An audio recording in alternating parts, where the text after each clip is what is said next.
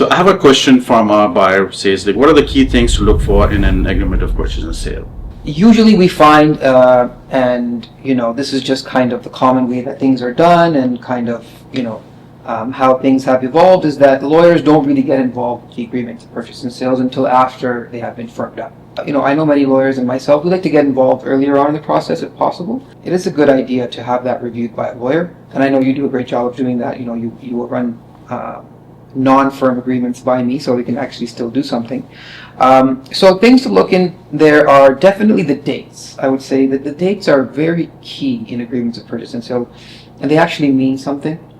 Whereas I find a lot with first-time home buyers, they may not appreciate the value of these dates and say, well, okay, the closing has to be on or around this date, and the requisition date is on or around this date. But no, it's very clear in the agreement that time is of the essence, and what that means is that every date and time in the agreement has a meaning and has value. Yeah.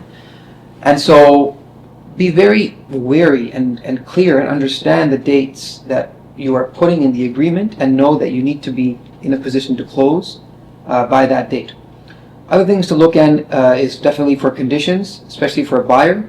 If you're buying a property and your conditions are not clearly set out, then what you're entering into is a firm agreement, and you may not be able to, for example, secure financing. Or you may want to get a home inspection done on that property to see what you're walking into in terms of any issues. So if you don't have those conditions clearly stipulated, then you're not going to be able to get those things checked out. And other things are like ensuring the property address and the names of the parties are spelled correctly.